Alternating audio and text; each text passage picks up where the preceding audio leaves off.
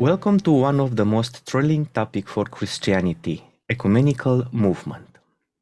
Ecumenical movement was born from the human desire to repair the cleavages of Christianity. During the prayer uttered in Gethsemane, Jesus Christ prayed that all may be one. The members of his body, for at least some decades after his death, did not saw in Christ the founder of a new religion, but the prophet and the Messiah that explained to them God's everlasting covenant and would fulfill the promises made to Abraham, Isaac, and Jacob. As the church evolved, people from pagan religions converted to Christ. They changed their religion. In this new milieu, Christianity built in time its theology, its tradition, and its vision or visions.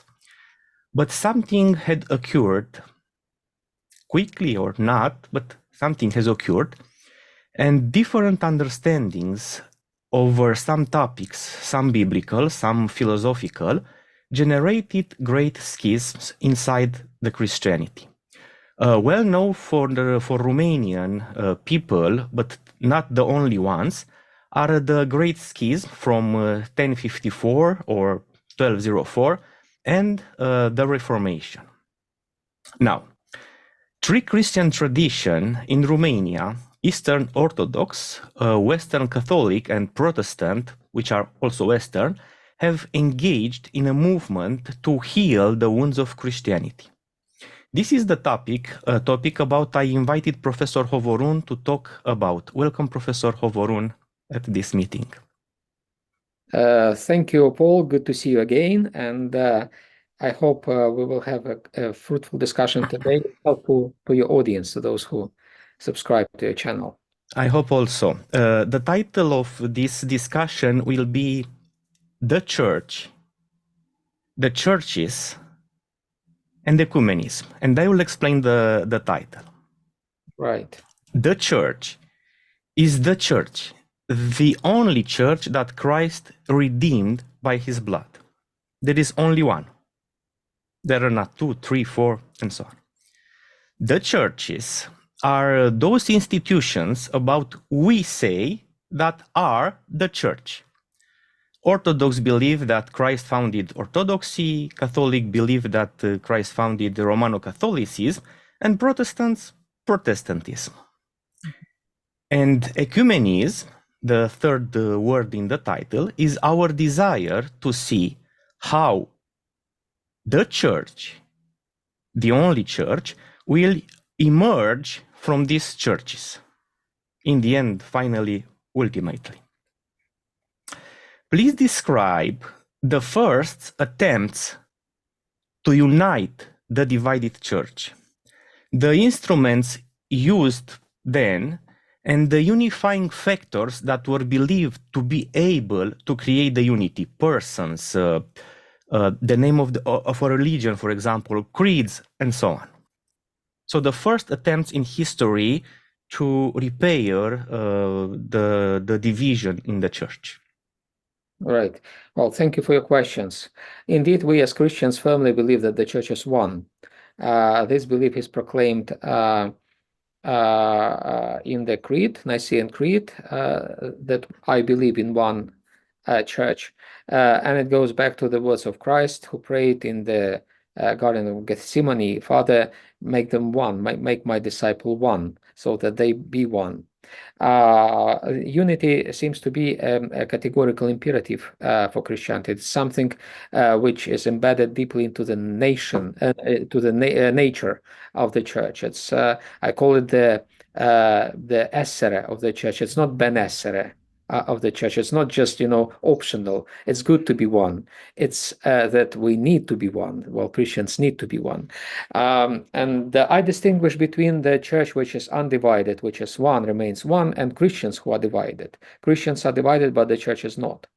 And the purpose of ecumenism is to bring all Christians to unity. And those efforts, those attempts, go back as early as to the apostolic era. We could recall the actually argument, not just a discussion, but a rather fierce argument between Peter and Paul about where to go for the Christian community, to spill out to the pagan world or to stay within the confines of the Jewish community of Palestine. And the Christian, it was not just Paul and Peter who were arguing one another. It was a community which was divided over this issue, whether to allow to open the doors to the pagans to convert to Christianity by passing the stage of Judaism, or to keep Christianity confined to the Jewish community, to the chosen people. And as we know, well, where the church chose to be really universal and ecumenical and be present everywhere, to engulf different cultures and languages, not just to stay within Judaism, but the Christian community was divided then at the time. For this reason, for example, in order to heal the division, they had to gather a council. We know about this council. Well, it was not called a council. It was like a gathering in Jerusalem in sometime in mid-first century. But we know that that gathering, which was not yet called council, synodos, but the synods, the councils in the centuries that followed just followed the example of this gathering of Jerusalem. So this synod, this council, was called to overcome the division. Well, to decide where to go for the Christian church, how to develop further, and how to heal the division, a schism, well, kind of proto-schism that already occurred within the Christian community at the time. Then the divisions within Christianity occurred again and again. There were many of them, and we know about like major movements, like for example Donatists in Northern Africa, one of the earliest schisms. Then Meletians, also in the Greek-speaking Africa, Northern Africa. Donatists were in the Latin-speaking. Then the divisions caused by the persecutions and by the fact that many Christians betrayed Christianity in the period of persecutions. We know about the martyrs who heroically confessed Christ and died for confessing Christ in the early Christian centuries, but we don't know very much about those who actually participated in the sacrifices, who became what the early Christians called lapsi, the fallen ones. Actually, well, the scholars, the historians estimate that there were much more fallen Christians than the martyrs. And the church had to deal with those fallen, and the church became divided over those fallen Christians, and that became the reason of the first Christian schisms. Then the Arian crisis came again in Egypt, in northern Africa, in Greek-speaking Africa, which divided the church so profoundly that it became really shambles, became fragmented during the 4th century. And only huge efforts from the church and from the imperial authorities preserved the unity of the church in the 4th century. Nevertheless, despite these efforts, the huge schism did occur. You mentioned the Great Schism in the 11th century, but it was not the first Great Schism. The first Great Schism occurred actually in the 5th century in the east of the Roman Empire, and it evolved around two councils, the Council of Ephesus in 531 and the Council of Chalcedon, in 431, and the Council of Chalcedon in 451. Those Christological controversies that happened in the 5th century provoked a profound division within the Christian community that continues to our day. It was the Eastern Christianity at the time that became divided to the Chalcedonian and non-Chalcedonian, Ephesian and non-Ephesian parts. And this was really nowadays those churches that separated at the time. Nowadays they are small, but at that time they constituted almost like half of the Christian churches globally existent at that time. So including West. Including the West. Wow. The Western Church at the time was really a smaller part of Christianity. The majority of Christians lived exactly in Syria, in Egypt, in those areas that were affected by the Great Schism. I call it the Great Schism number 1. which continues to our days. Then the second great schism occurred, this time between East and West, between the former allies. In the 5th century, the churches of Rome and Constantinople, the two capitals of the Roman Empire, they were allies in supporting the Council of Chalcedon, but in the 11th century, they became separated, divided, and found themselves on the opposite sides of the divide, of the Christian divide. And the second great schism occurred between Eastern and Western Christianity. And finally, and as we know, that schism continues to our days, as a schism between the Catholics and the Orthodox. And the final and the third great schism, I call it the third great schism, occurred in the period of Reformation. As the first great schism happened mostly in the eastern part of Christianity, the third great schism happened in the western part of Christianity, when the Western Church became divided, just as the Eastern Church had been divided approximately 1,000 years before that. And that schism between Protestants and the Catholics continues to our days as well. So we see that Christianity always faced divisions. Divisions always existed within one church. Christians were divided. Sometimes some divisions were successfully overcome, some were never overcome. The great schisms still exist to our days. They've never been overcome, unfortunately, and they continue to separate Christians from one another. The global ecumenical movement, yes, well, it is believed to have started in the beginning of the 20th century with the famous Edinburgh Conference in 1910, where the Christian missionaries, Protestant missionaries mostly, came together in order to discuss how, instead of competing one another especially in the empires, in the overseas territories, that the empires like British Empire, the Dutch, and the French and others developed their missions overseas. Instead of competing in those overseas territories, they should work together, and that's the first ecumenical momentum in the West, how it emerged. But we often ignore, and especially in the East, we ignore that the first ecumenical attempts started in the Christian East, long before modern era. As soon as the first Christian divisions happened, the first attempts to overcome those divisions happened as well. So I mentioned the Council of Jerusalem in the mid-1st century, which was the first ecumenical attempt, meaning the attempt of ecumenism, the attempt to overcome the divisions, the emerging divisions within the Christian community.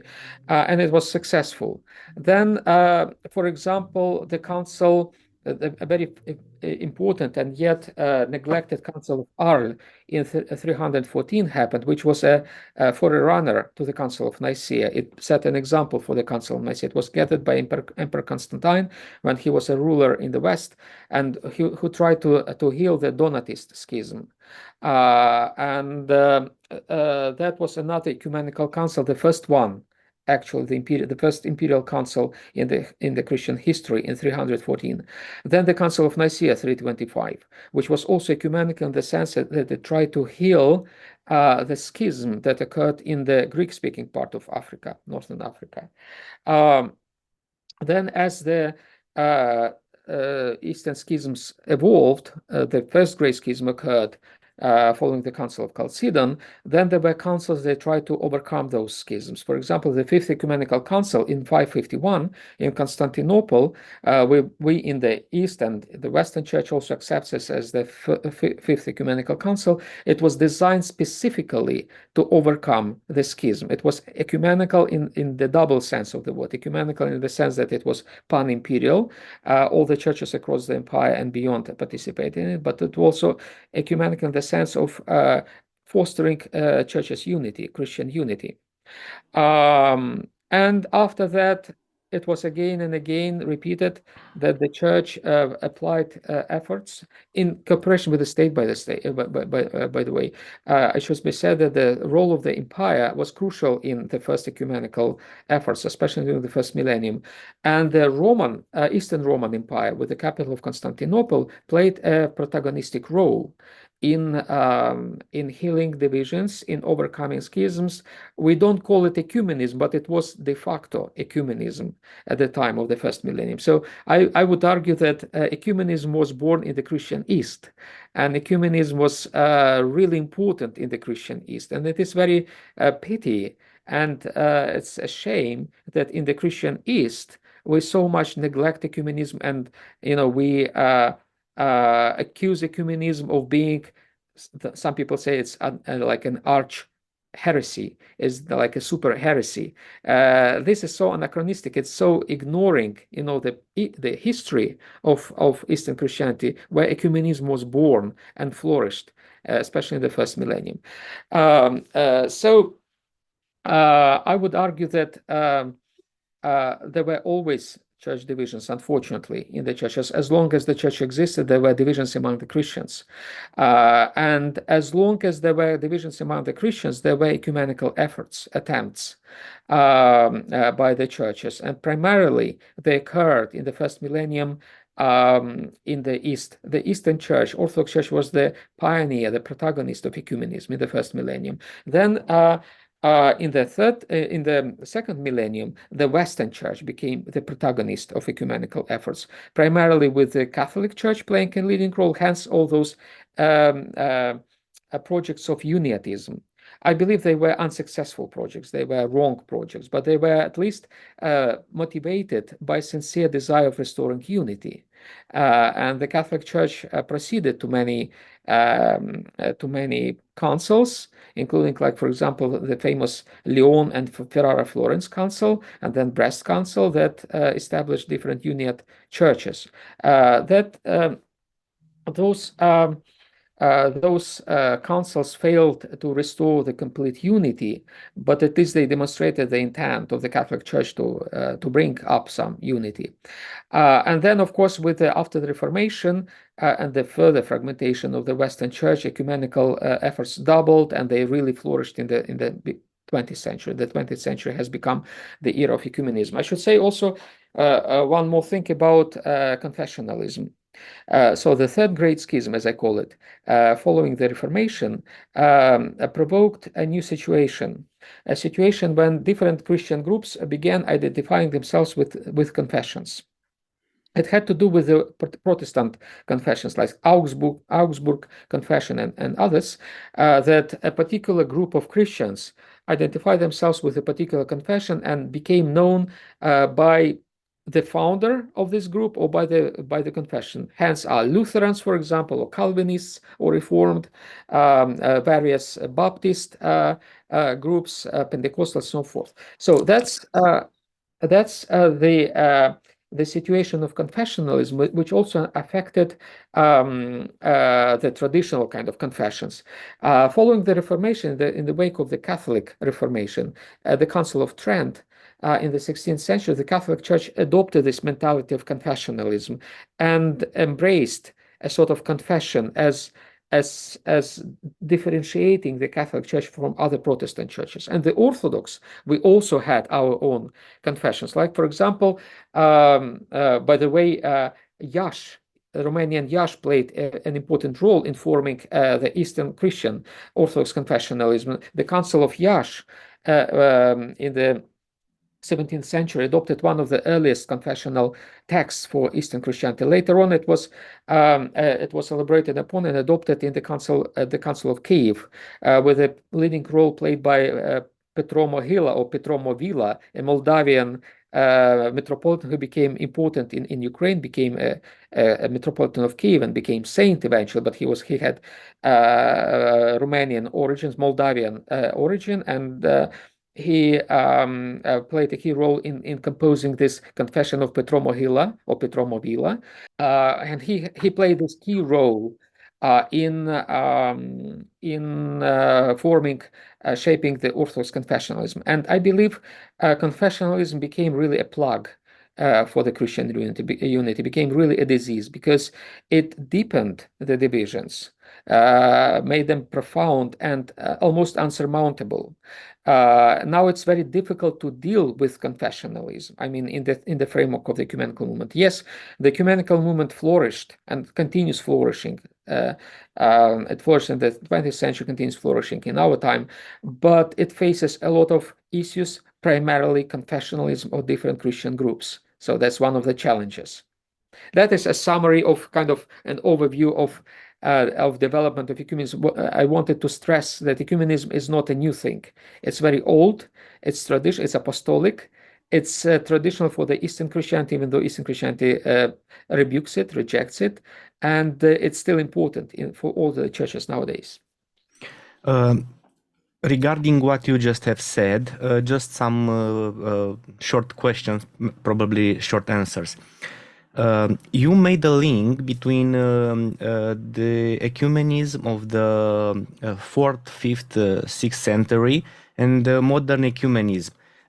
Just you see this link, or in the ecumenical movement everybody sees this link and consider that the ecumenical movement from today is the same thing as the ecumenical attempts from the ancient times, for example, in the 4th, 5th, 6th Yeah, well, century? unfortunately, the Byzantine history is not a part of the ecumenical studies yet. Those who study Byzantium, they understand, they know about those ecumenical attempts, but they don't usually study ecumenical studies. And those who do ecumenical studies, they usually don't study Byzantium because they believe it's irrelevant. Well, the Orthodox contribute to this perception, wrong perception, because we believe ecumenism is very anti-Orthodox, while it is very much Orthodox.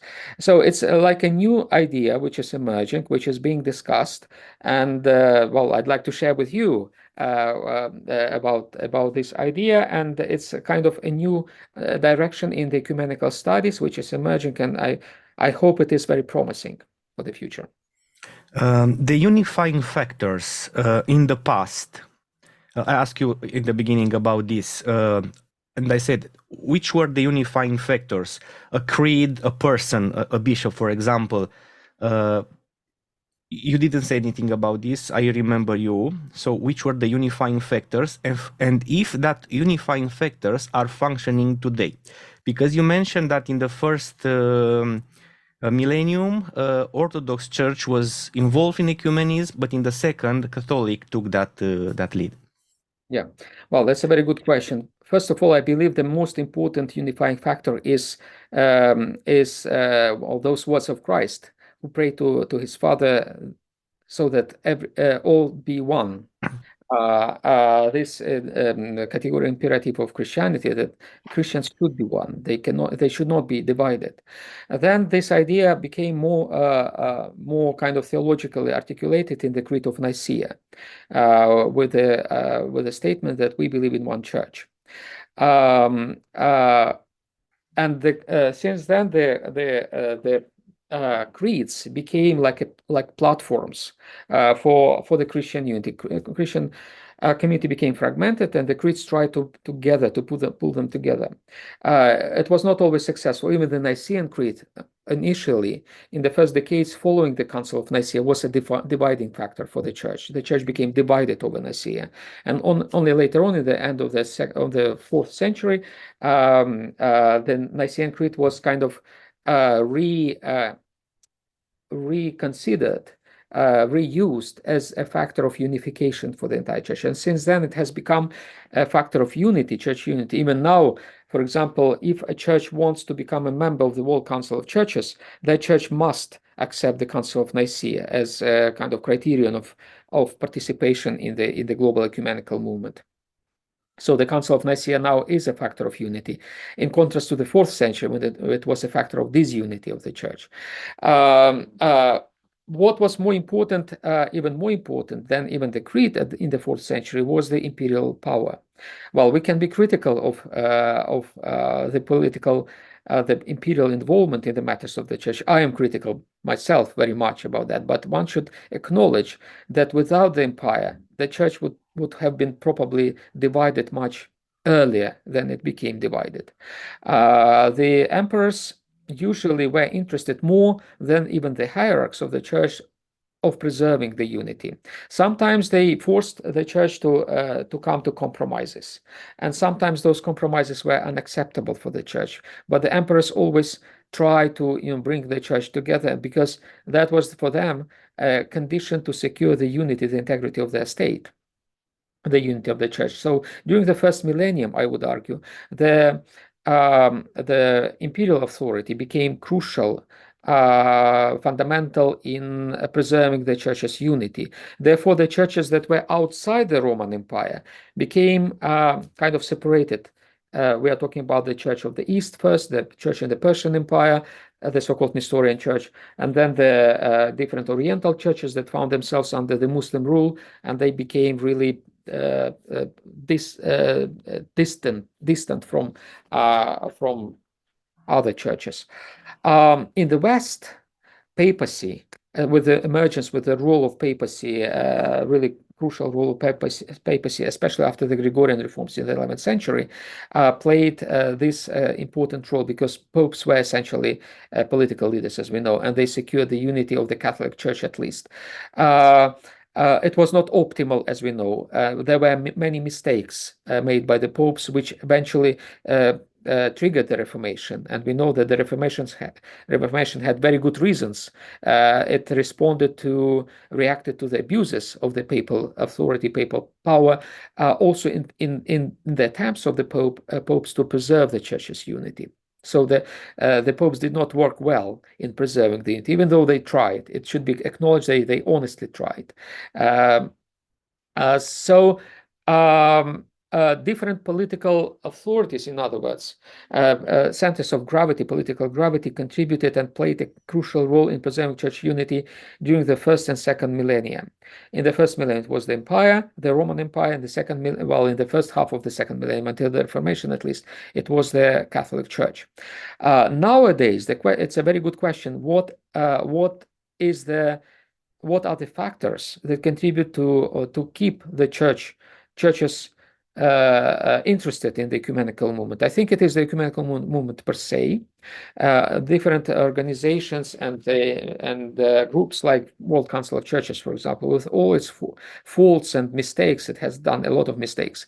It still tries to keep the churches interested, to get closer to each other.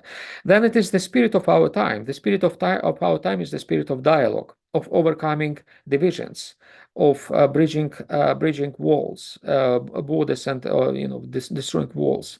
And I think this spirit helps the ecumenical movement. It helps the churches to get closer to each other. And actually, we've done a lot of the churches, a lot of advances in coming closer to each other. The ecumenical movement, even though it has not reached its goal, restoration of unity, it has done a lot of work in bringing actually the churches closer to each other. And I think this spirit of dialogue, spirit of cooperation that is important in our time helps it a lot. I honestly believe that even the European Union can play an important role in facilitating the dialogue between the churches. It's not the business of the European Union to interfere in the matters of the church, of course. It's not the business of the European politicians to do so. But certainly different platforms created within the European Union can help the churches to get closer to each other, at least in Europe. You mentioned very often the state here. I had a question, but I will ask you that question now, because it's in the context of what you are saying just now. You spoke, and you are still speaking very well about the political orthodoxies. From your point of view, is there or would be a political ecumenism? I'm referring to the implication of the state or states in the process of ecumenism. What do you think about this? Well, yes, it's a good question. Again, the states, as long as the ecumenical movement, institutionalized ecumenical movement existed, the states tried to interfere and to use it. For example, the Soviet Union was notorious in abusing the ecumenical movement. When the Soviet authorities under Khrushchev allowed the Russian Orthodox Church to enter the ecumenical movement, to join the ecumenical movement. It happened after the General Assembly of the World Council of Churches in New Delhi in 1961, when the churches from the Eastern Bloc joined, I think including the Romanian Church. The Romanian Church at the time as well joined the ecumenical movement. I mean, the Romanian Orthodox Church. The moment the churches joined the WCC, the states behind them started using those churches against the West, started instrumentalizing those platforms, ecumenical platforms, to serve their own interests. The official delegations sent, for example, from the Soviet Union, from Romania under Ceausescu, were supposed to, to influence the World Council of Churches and to benefit the regimes in those states. I recently, a student of mine, defended a thesis about Andrei Scrima, a Romanian theologian, Orthodox ecumenist, who was very famous in the time of Ceausescu. He was connected with the Romanian Church, of course, but he was against the regime, Ceausescu's regime, and the study demonstrates how regime surveyed his activities, how the regime was interested in the ecumenical platforms and ecumenical activities, and it was interested to use ecumenism to its own benefit.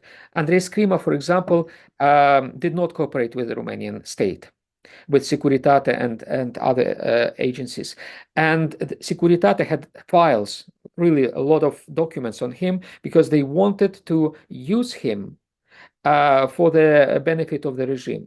Unsuccessfully, but it demonstrates how the state was interested, including in Romania, how the state was interested in using ecumenism to its own ends, even though formally the state was atheist. It had nothing to do with religion. And to our days, it continues. Like if you take Putin's regime in Russia, it still uses and abuses the ecumenical movement. The ecumenical movement, that's one of the problems of the World Council of Churches. It like plays the game of Putin, and quite often corroborates Russian propaganda and cooperates, with the Russian Church also in doing evil things. So the ecumenism, which means that ecumenism is important. I mean, ecumenism, at least those regimes consider the ecumenical movement as powerful. And because it is powerful, it can be useful for those regimes. And they try to use and abuse those platforms and the ecumenical movement. But in terms of cooperation, a state that cooperates with a religion to form something what was in the past, but in a positive sense, not what Putin is doing today, for example. Well, certainly, if you take, for example, I think, again, Brussels, ecumenical, the European Union. And I know that in the recent years, European institutions, particularly the People's Party, the Popular Party, European Popular Party, which is more like a conservative one, tries to create platform for various forms of rapprochement between Christian churches and communities across Europe. So there are some frameworks created within EU, for example, that facilitate dialogues. Another example is Ukraine. In Ukraine, as you probably know, Ukraine is very diverse religiously, and we have a lot of confessions and religious groups. The Orthodoxy is the largest one, but not as it's not the only one. It doesn't have monopoly. The Orthodox churches, they don't have monopoly in Ukraine. There is all Ukrainian Council of Churches and Religious Organizations, which is like an NGO, but it is facilitated by the state, which functions as a great platform for different churches and religious groups, including Muslim and Jewish groups, to talk to each other. Sometimes that's the only place where the churches talk to each other, and it is an example of very, very constructive cooperation between the state and the churches in helping at least churches and religious groups to talk to each other, not necessarily to become one church, but to talk to each other, which is already important. Do you think that ecumenical movement is the only possibility for unity of the churches, or maybe others, other ways, other, I don't know, fields? Yeah. Well, I've become a bit skeptical about the institutionalized ecumenical bodies like the WCC. I believe it just doesn't go where it should go.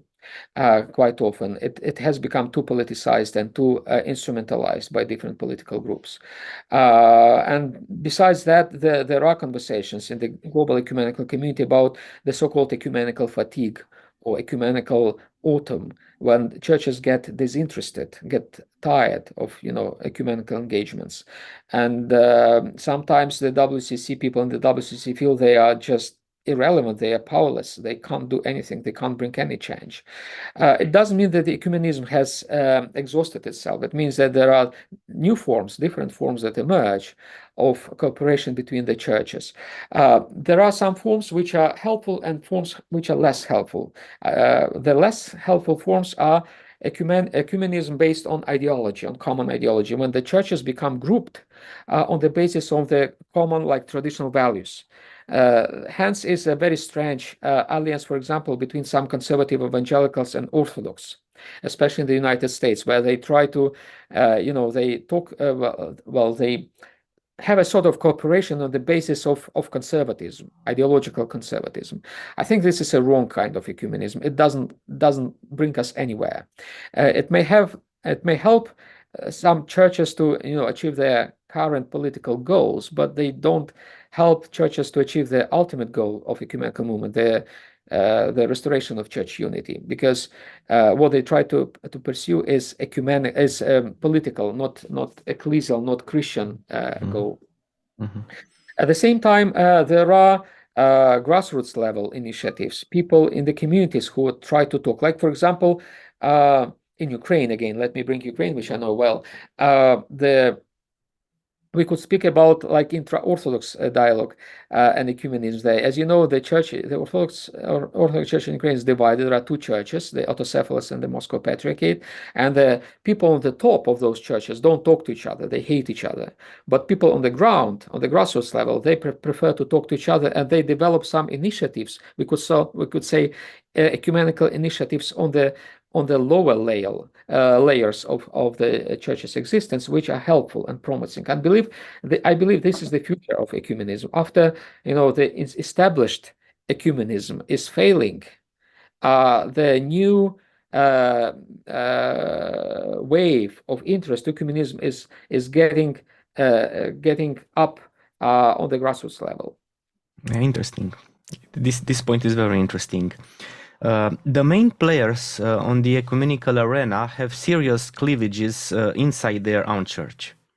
Very serious. The small ones were not bypassed either by these problems. Should the churches try to heal their internal wounds before unity of all churches may be achieved, fulfilled? Or do you think it is possible to achieve unity in spite of the internal vulnerability, let's say? It's not only vulnerability, problems are much bigger than a small vulnerability. Yeah, that's a very good, excellent question, and it hits exactly the core of the problems pertinent to ecumenism. There is an anti-ecumenical resistance in most churches. There are anti-ecumenical circles in the Catholic Church, particularly like in the Society of Pius X, or Opus Dei groups. There are groups opposing ecumenism within Protestantism, especially among the Pentecostals, as you know. There are, of course, anti-ecumenical groups in Orthodoxy, including the so-called Old Calendarists, and there are some in Romanian Old Calendarists. Also within the Romanian Orthodox Church, under the Patriarchate of Bucharest, there are many Romanians I know who are against ecumenism. They believe ecumenism is a kind of arch heresy, and of course, the further the leadership of the church proceeds in accepting ecumenism, the more is the resistance within the church to this movement of the hierarchy. And I think there should be a balance found between, the advances towards the ecumenical goals and preserving the integrity of the community. You cannot sacrifice either or.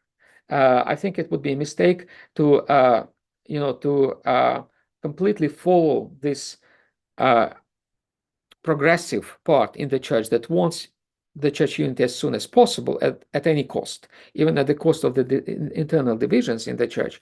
Or it's equally wrong to follow those conservatives who say, no, we need to stay isolated. We don't need anyone, and let's let's close down and don't talk to each other. That is a general tendency within the global Orthodoxy nowadays. Many churches, like in Bulgaria, in Poland, and other countries, they have this tendency of closing up, of cutting all the ecumenical ties that they had previously. I think this is also wrong. So a balance should be found between the two tendencies, so to say, centrifugal and centripetal tendencies within the church, and only together, only kind of the internal unity within the community and the unity with other communities can be achieved together simultaneously, not separately from each other. While you were speaking, I just thinking hypothetically, if overnight, it's not possible, but suppose if overnight all the churches will be united in this ecumenical movement, for sure in Catholicism, Orthodoxy, and Protestantism will be groups, not small, big groups, will say we must leave the church. Yeah. So the result will not be a united church. Exactly. We go back. Yes. How do you see the future of ecumenism? Do you believe in a realistic unity of all Christian denomination? If so, under what conditions and how do you see that doctrinal differences may be resolved? But because the real problem are these doctrinal differences. Not well, the only, I don't believe that it is the real problem. We No? we saw it in the case of the dialogue between the Byzantine and Oriental Christians, the Chalcedonian and non-Chalcedonian churches. We decided that we don't have any more doctrinal differences, and we still are not in communion, because what is more important is identity things. People have developed through the centuries. People developed identities that prevent them from joining one another. Like the non-Chalcedonians, they were taught by their moms and dads as children for centuries that the Chalcedon is evil, is like the satanic device, and you should not even think of the Chalcedonian Orthodoxy as something acceptable. It has become a part of their culture, a part of their identity, and it's very difficult to overcome this identity and culture just on the basis of theological arguments. The same is in Orthodoxy. We've been taught that those Armenians and Copts, they are evildoers. They are servants of Satan because they rejected the Council of Chalcedon 1500 years ago, and it has become an identity. There is no any more theology in this. It's just identity, and this even more. Identities are divided when it comes to East and West, to Orthodox and Catholic, to Catholic and Protestant. Even in the Protestant church, well, the Protestant churches are relatively recent. I mean, just 500 years old, but still you have your own identities, which is very difficult to overcome. So I think it's a major challenge for the future of ecumenism, not just to reach a doctrinal agreement, but to overcome the established identities, to deconstruct them. It's really hard because it's about, identity are important in our time. You cannot just get rid of them. It requires a lot of effort and time and pain to deconstruct them. It's something that needs to happen. That's why I don't believe, for example, that we could have a sort of quantum leap towards the church unity. One day we will wake up and the church will be one. It's not going to happen unless Jesus Christ comes on that day, But before that, there will be no quantum leap. There will be a lot of toil and pain and sweat going closer to each other. I think that the process of rapprochement, the process of coming closer to each other, is as important as the goal, and because it makes us better Christians, and that matters. But at the root or the spring of this identity is theology, no? I have this identity today because I believe that the Chalcedonian Creed is okay. The other ones, they have this identity today because they believe that non-Chalcedonian ideas are okay. Yeah, well, the doctrine was important for the identity. In the beginning of those identities, like, for example, Coptic identity goes back to the 5th century, for example. And at that time, the creed shaped the identity. After identity became strong enough, the creed was not needed anymore. Nowadays, if you ask people who say, I hate, those non-Chalcedonian, anti-Chalcedonians, those Copts and, Syrians, and you ask them, what do you believe about Jesus Christ, his two natures? They would not answer you because they don't know theology anymore. The same applies to all groups that still are divided, and they insist on being divided on the basis of identity. If you ask them about theology, they would not know about theology. But what is important for them, the names, the identical things, Chalcedon, non-Chalcedon, popes, non-popes, Protestants, not Protestants, that is what matters. People don't delve into theology behind those identities, and that is the problem. That's why I think theological discussions are still important, because they rediscover theology behind identities, and they may help us to deconstruct identities. But theology as such, only theology, will not help us. You said that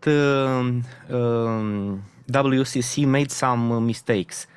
There was a meeting, if I'm not mistaken, in 1991 at Canberra, when they invited some aborigines groups. Yeah.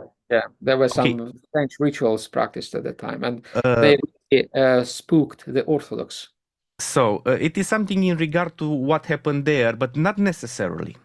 The borders of ecumenical movement were set up to include non-Christian religions in Jesus' prayer, that all may be one, or is just something reserved for Christianity? And what happened in Canberra or in other parts is just a mistake. Well, I think, there is a difference between the ecumenical dialogue and interreligious dialogue. Those are two things, very different things. The purpose of the ecumenical dialogue is to restore eventually Christian unity. The purpose of interreligious dialogue is to make different religious groups living in peace with one another, not to kill one another. Those are very different scopes, different purposes, and different movements. It's not good to confuse them. They can be similar in the methods. The method of dialogue, for example, dialogue is important for both dialogues, interreligious and inter-Christian, but the goals are very different. And I think what happened in Canberra was exactly this confusion between two kinds of dialogue, interreligious and inter-Christian. The WCC is supposed to bring Christian unity, not interreligious unity. And I think the Orthodox churches particularly reacted strongly against the Canberra. And I think the WCC after Canberra modified a lot its approaches and made some corrections. So they are not repeating this today, not the World anymore. Council of Churches? Not anymore. For example, they established a rule that all the rituals, all the prayers had to be decided by mixed commissions with the participation of all participants, all churches, and there could not be eclectic rituals. It can be like, for example, only an Orthodox ritual service, or a Catholic or a Protestant, but not a mixture of them. That's one of the basic principles that emerged after Canberra, for example. Yeah. When I look over the book that World Council of Churches published after Canberra, there was a book with the report. So it seems to me that those discussions, or at least what is written in that book, is very syncretic, from syncretism. I don't know, it's just my impression, or it was so? You don't know the book? Well, that was to some extent this idea of syncretism was present in Canberra, and it actually scared many participants. They reacted and they protested, and I think justifiably so in some cases. Well, that's why it's important to separate two sorts of dialogue: interreligious and interchristian. Interreligious dialogue is very important. It's very important to bring peace, to secure peace, to prevent religious wars in our time. But its goal is very different from, again, as I said, from the ecumenical dialogues. So the borders are drawn to include only Christian religions. Well, that was the original idea of ecumenism, and I hope it continues to be like that. Okay. What do you see as impediments to achieve unity, and how soon do you think this will be resolved, if ever? Well, I don't see in any foreseeable future that any impediment will be resolved. I mean, in any substantial impediment. Well, as I said, doctrine, theology is one of them, but not anymore the most important one. I think the most important impediment is identity of different Christian groups, and even more probably serious impediment, at least in the framework of the institutionalized ecumenism, is politicization of the ecumenical movement. When the churches, when the platforms such as the WCC allow themselves to be instrumentalized by the political authorities, and they align with ideologies. The WCC has aligned with some particular ideologies, like of the left wing tilt, and this ideologization and politicization of ecumenism does not help it. It constitutes really an impediment in achieving unity. The dictionary of the ecumenical movement uses often the term observer or observer status. But I was looking in the dictionary and there is no entry in the list of definition for observer. What is an observer, church or person, and its involvement in ecumenism? What means observer for a church or a person? Where it is. For example, if there is a bilateral dialogue, for example, between two particular confessions, two particular traditions, then they may invite some other tradition to send their observers to a dialogue. When, for example, the Catholic Church conducts, or the Orthodox Church conducts its councils. Recently, there was a session of the council in Rome where they invited observers from other traditions, like Anglican, Orthodox, or others. And they cannot participate in this event because that event is only for the Catholics, but the Catholic Church wants to demonstrate its ecumenical open-mindedness and invites observers from other traditions, which is great. Sometimes churches hesitate to participate themselves. For example, in the WCC, some churches say, no, it's not for us. It looks like a super church. We don't like it, but we are interested. So we don't want to become like full members, but we want to send our observers to look at what they are doing in order to, for us to decide how to proceed with the ecumenical movement. So it depends very much really on where the observers are sent. Do you know a church or many churches that are that the ecumenical movement wants them to be inside, but they don't want to be there, and without them, the desires of ecumenical movement can't be achieved? Well, with or without them, their goals they are still there, but certainly the WCC. For example, speaking about the WCC, even though it's not the only ecumenical platform, but it is the largest one, they try to attract as many churches that suit their criteria as possible. For example, the Church of Georgia, the Orthodox Church of Georgia, it used to be an active participant in the WCC in the Soviet period of time. The Patriarch of Georgia, Elias, he's still alive. He was even one of the presidents of the WCC. And then after the fall of the Soviet Union, the Georgian Church, under the pressure of the conservative groups, withdrew from the WCC. It ceased to be a member of the WCC. And of course, the WCC wants the Church of Georgia to come back to participate in the ecumenical movement. But the fact that the Georgian Church doesn't want to participate does not make the WCC, any different. The WCC can survive without the Georgian Church, but tries nevertheless to bring this church back. You spoke about WCC as a platform. Which is the most important platform from your point of view? Well, there are several of them. The WCC is the largest one. I don't believe it is the most important one anymore, but it certainly is the largest one. There are some other, like, for example, the CEC, Conference of European Churches, which is another great platform, and I think it's more functional than even the WCC, probably because it's more like consistent with Europe, and it's more like a common ground for more churches.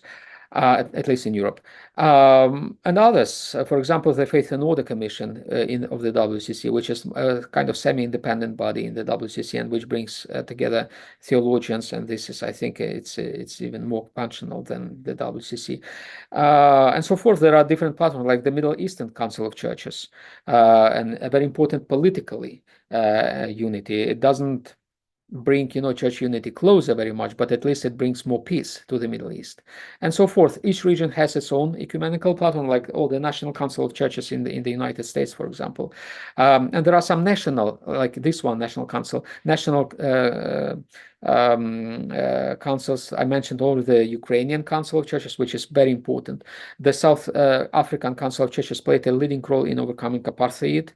I'm sure, I don't really know, but I'm sure there is such a council in Romania. So it's almost every country and region has such platforms. And in regard to churches, which church do you think is more involved in ecumenism? Well, it depends. Well, the Protestant churches are most involved, and also they pay most money as fees to participate in and to support different ecumenical platforms. Probably because some Protestants feel guilty that the division happened because of the Reformation, especially like German Protestants, Lutherans, I don't know, Reformed, or Scandinavian ones. Even though, as I said, divisions were not started by Reformation. Reformation just continued this sad story of divisions in Christianity that go back to the apostolic era. The Catholic Church has become interested in ecumenism since Vatican II, so it was really a turning point for the Catholic Church. Before Vatican II, it was really disinterested, not really interested in ecumenism, and after Vatican II, it became very much interested and continues to be very much interested. And the Orthodox churches, it varies.